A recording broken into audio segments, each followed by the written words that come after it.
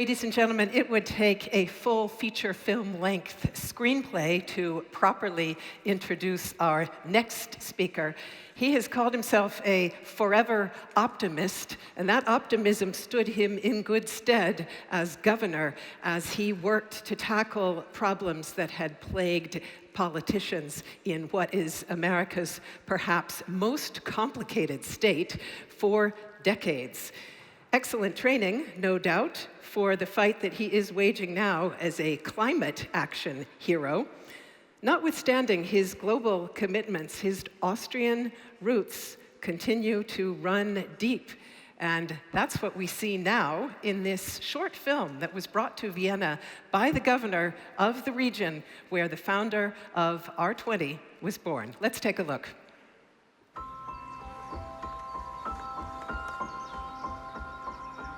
Arnold Schwarzenegger's Austrian home in Styria is known as the Green Tech Valley.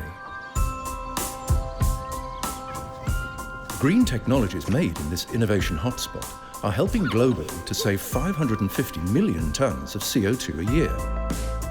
That is 40 times more than the region emits.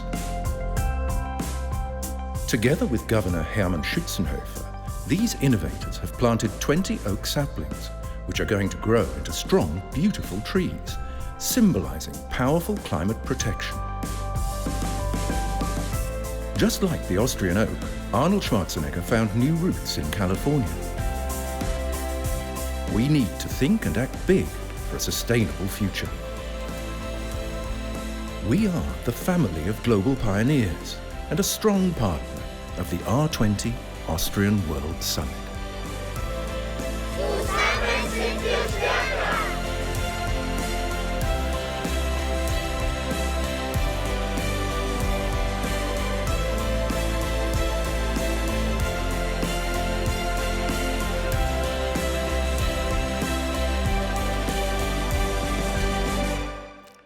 So a very, very personal, regional greeting there for a leader who has put regions and cities at the very forefront of the fight against climate change. A warm welcome, if you would please, for Governor Arnold Schwarzenegger.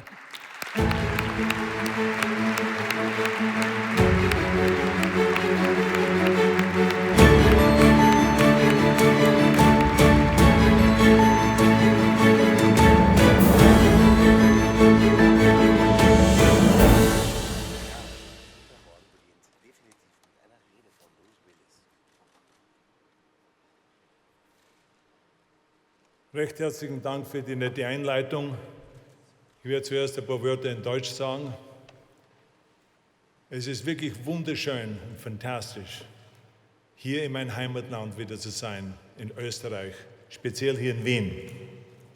Diesen R20 Austrian World Summit, eine Initiative gemeinsam mit dem österreichischen Bundespräsident Van der Bellen und dem Bundeskanzler hier in Österreich aufzubauen, das ist für mich wirklich eine fantastische Sache und wirklich sehr gut für den Klimaschutz.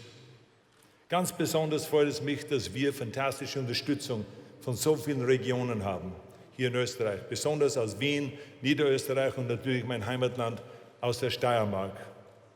Alle drei Bundesländer sind großartige Vorreiter bei der Umsetzung von Klimaschutzprojekten. So vielen Dank auch an Generalsekretär der Vereinten Nationen Gutierrez, dass Sie heute bei uns sind. Willkommen nach Österreich. Und auch recht herzlichen Dank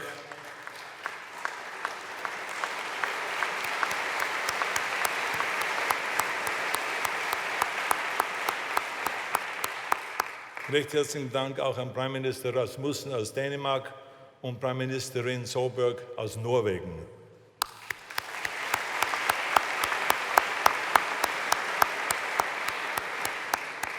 Heute haben wir hier mehr als 1200 Teilnehmer. Und das ist ein starkes Signal aus Wien für Klimaschutz. Und wir haben auch hier heute sehr viel Presse. Und ich möchte Sie erinnern, das ist nicht the fake news, this is the real news right here.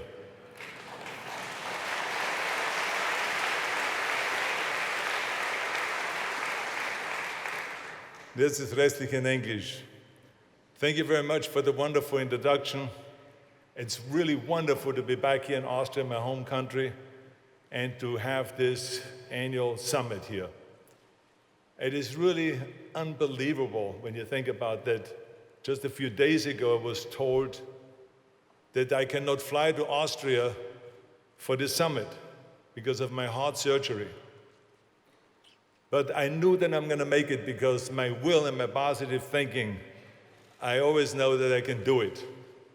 And so I did it. But what is important is, and why I'm so happy today is because the surgeons, before they performed the surgery, they said to me that we're going to do everything we can to keep you alive. And I said, why is that? And this is because you are the only Republican with a heart. You're an endangered species.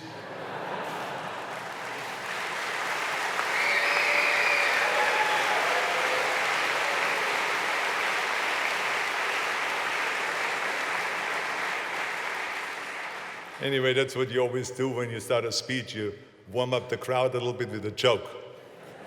Anyway, President van der Bellen, thank you very much for your partnership. And also thank you for your friendship. You're a great champion of our environmental movement. And this is the reason why last year this was such a huge success, this conference. And this is the reason why it is this year even bigger and better. So thank you very much for your great partnership.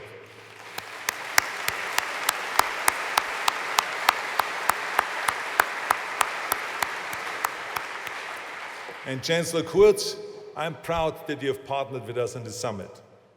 You are proving to everyone around the world that the environment is not a political issue, that it's a people's issue, it's a health issue.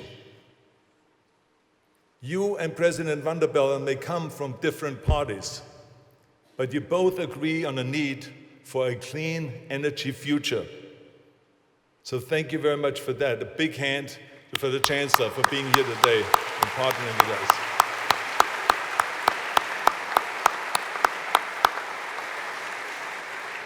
And I love that you're here today for another reason, and that is that you cut the average age of those of us on stage in half.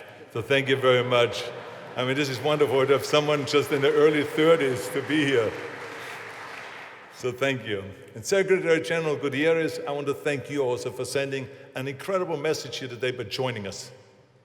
The United Nations has led the way in the battle for a pollution-free world for years.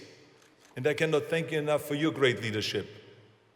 You have jumped right in there where Ban Ki-moon left off, fighting for clean energy all over the world. So a big hand to our Secretary General.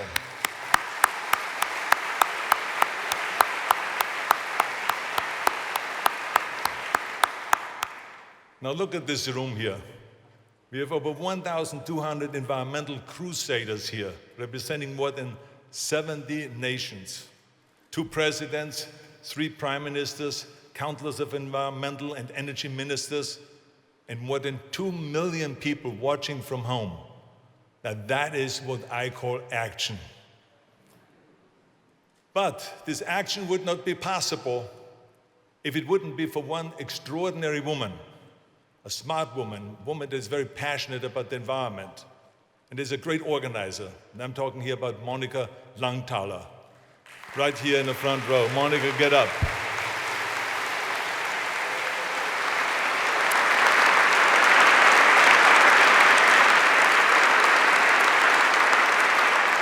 You and your team have worked throughout the year, every single day. I know the amount of phone calls I get from you, the amount of letters and emails and FaceTime and all this. So I know you're working every day on this. So you and your team should get a big round of applause. So let's give them another round of applause for the great work that you're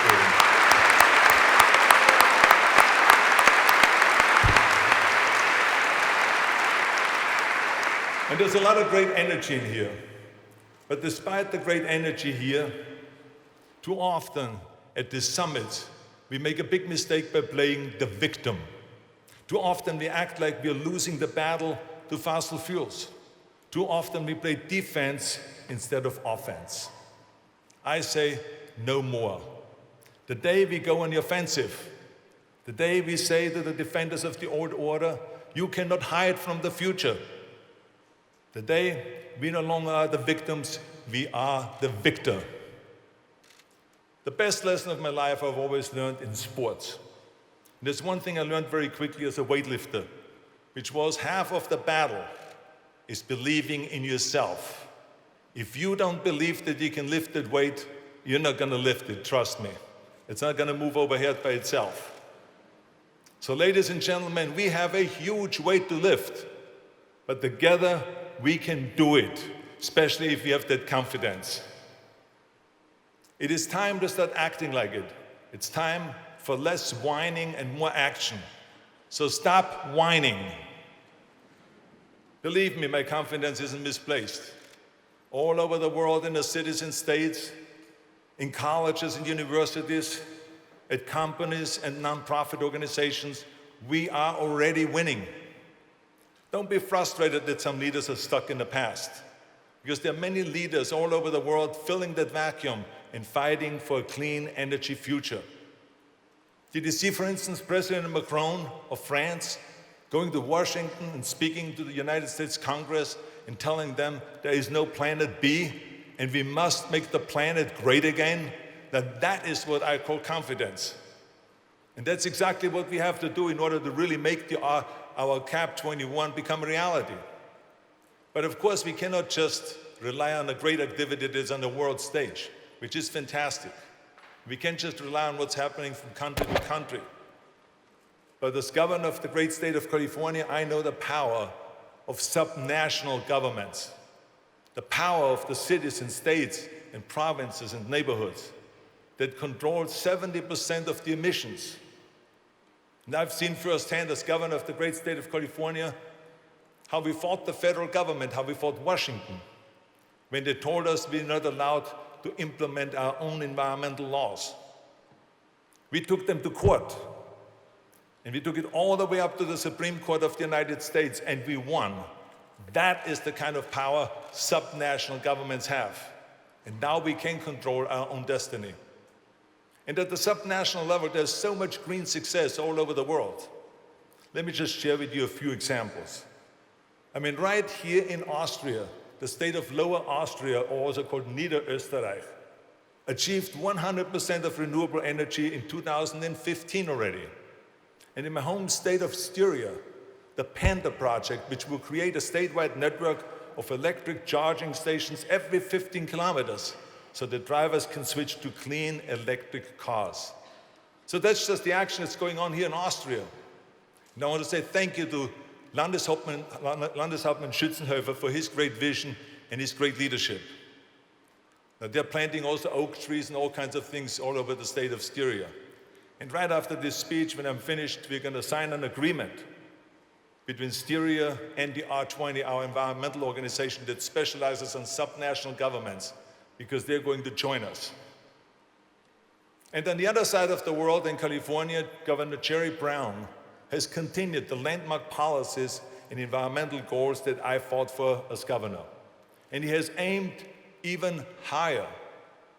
California is now on track to hit our goal of 50% of renewables a full decade early, by the year 2020, which is helping us achieve our goal of cutting our greenhouse gases by 25% also by the year 2020. So as you can see, California doesn't just promise, but we also deliver. And we don't only just deliver, we deliver early. So I hope this is a lesson for the rest of the world. And you know something? Business is booming. And the reason why I'm mentioning that is because we were told so many times by business leaders when we passed these environmental laws that business is going to go and leave the state, that the unemployment rate is going to rise and people are going to move out of the state and it will be the end of our economy. And quite the opposite has happened. California's economic growth beats now the United States GDP growth. We are now the 5th largest economy in the world, ahead of Great Britain, the UK, France, India, Brazil, and Russia. Think about that. As the state of California, we could be a nation state. We attract over 50% of the clean tech venture capital in the United States, even though California only represents 12% of the United States. Our unemployment rate is at a record low, and jobs in green energy continue to explode. I read an article just recently about the huge number of our oil workers transitioning to better paying jobs in the solar industry. Now this is very important because California is one of the biggest oil producing states in the United States. So to see oil workers transitioning to solar, that just shows where we are heading in the future. And in China and India and the United States, South America, and all over Europe, there are shining examples of regional governments leading the way. But the interesting thing is that the private sector is moving even faster towards the clean energy than the public sector. Walmart, the world's largest brick-and-mortar retailer, has an ambitious initiative called Project Gigaton to reduce emissions by 1 billion tons by the year 2030. Now think about that. Now we all know that when Walmart talks, suppliers and manufacturers all over the world listen. And here's another big one. Apple announced last month that their global operations are now powered 100% with renewable energy. Isn't that unbelievable? So every time you use an iPhone or an iPad, it should remind you that we are winning this battle. Every selfie should make you more confident that this revolutionary product was manufactured by clean energy. So we have so many victories all over the world, but we must also continue our fantastic momentum. Now today, I would like to lay out 3 concrete steps that we can take to ensure that we continue winning. The first step is something that I've talked about for years. That is winning the communications war. And what I'm talking about here is that climate change, we all know, is a serious, serious threat. But we cannot be stuck only talking about sea levels rise and icebergs and temperature changing. All of the things that happen down the line. Because interestingly enough, the human brain is wired to focus on immediate threats, on the here and now, not what happens down the line. To win over the people, we must start talking about what is happening right now. And there's a lot happening right now. Right now, 9 out of 10 people breathe polluted air. Right now, pollution kills 9 million people every single year, 24,000 people a day. So while we're having our conference here today, another 24,000 people die. It kills 3 times as many people as HIV, AIDS, tuberculosis, and malaria combined. It kills 15 times as many people as all wars, murders, suicides, and every form of violence. That's what we should be talking about, not what is happening in the future, not the tragedies that's coming up in 20 or 50 years from now. We must share the tragedy of the day. And there's one organization that's doing an extraordinary job on this, and this is the World Health Organization. They're doing incredible work on this, and I want to say thank you to Dr. Naira and Dr. Tedros for their great, great leadership. Let's give them a big hand.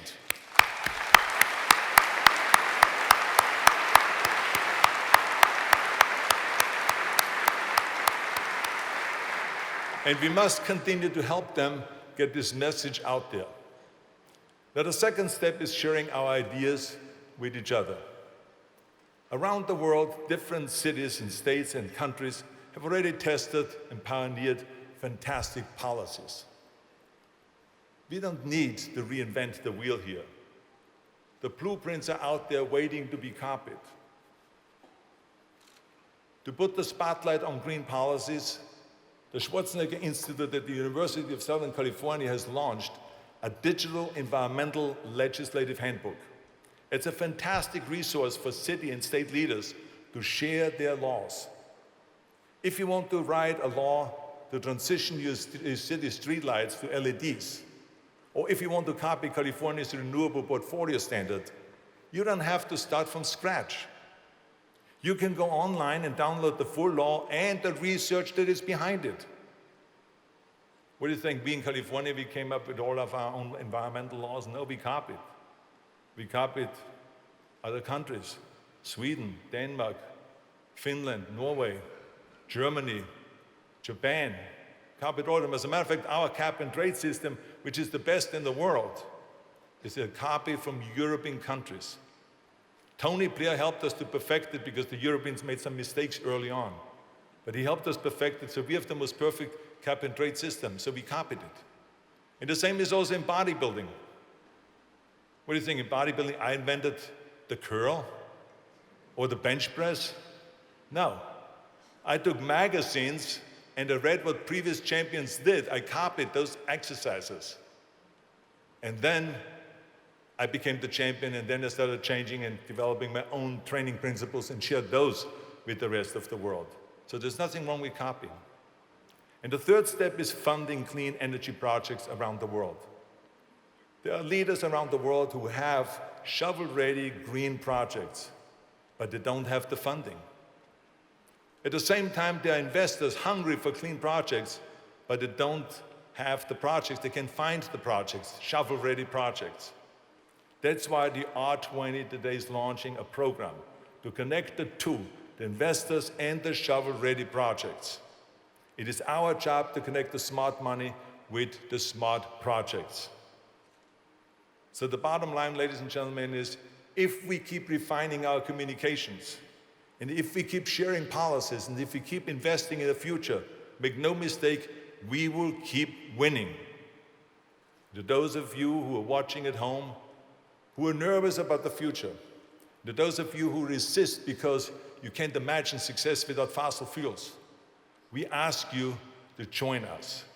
Everyone, also you, President Trump, join us.